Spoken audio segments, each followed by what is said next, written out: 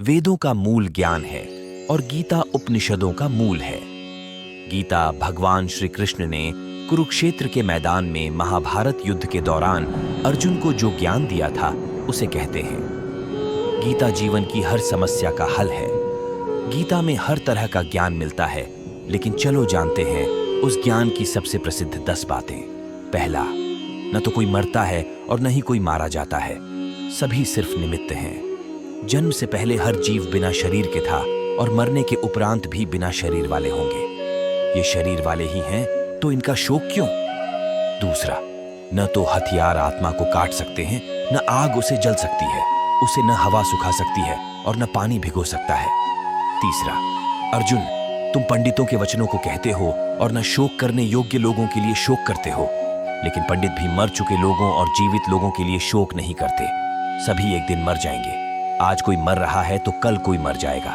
यह जगह मृत्यु लोक है और मृत्यु सबसे बुरा रोग है। मृत्यु को छोड़कर अमृत पर विचार करें। चौथा, तुम्हारा अधिकार सिर्फ कर्म पर है, लेकिन कर्म के फलों पर कभी नहीं।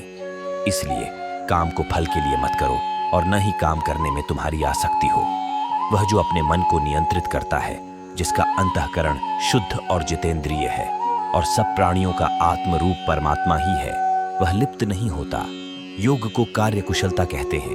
पांचवां, क्रोध से मनुष्य मर जाता है, यानी मूढ़ हो जाता है, जिसके परिणाम स्वरूप स्मृति भ्रमित हो जाती है। स्मृति भ्रम करने से मनुष्य की बुद्धि नष्ट हो जाती है और बुद्धि नष्ट होने पर व्यक्ति खुद को नष्ट कर बैठता है। छठा, हे अर्जुन, हर धर्म और आश्रय छोड़कर मेरी शरण में आओ। मैं तुम्हें सभी पापों से छुटकारा दिला दूंगा, इसलिए दुख मत करो। माया से परेशान होकर मनुष्यों में बुरा काम करने वाले मूढ़ लोग मुझे नहीं मानते, परंतु उन अल्प बुद्धि वालों का फल नाशवान है और मेरे भक्त चाहे जैसे भजे, अंत में मुझे ही मिलेगा। सातवां, काम, क्रोध और लोभ को नरक के द्वार कहा जाता है, क्योंकि ये तीनों आत्मा को अधोगति में ले जाने वाले हैं और सब अनर्थों के मूल और नरक की प्राप्ति में हेतु है।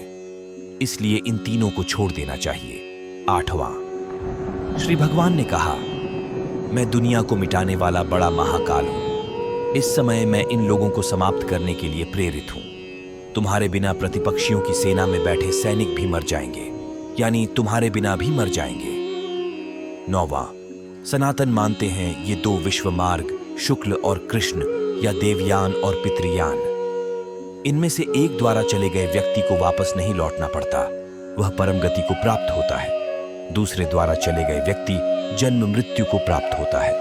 10वां, क्या आप अपनी चिंता व्यर्थ कर रहे हैं? तुम किससे बेवजह डरते हो? आपको कौन मार सकता है?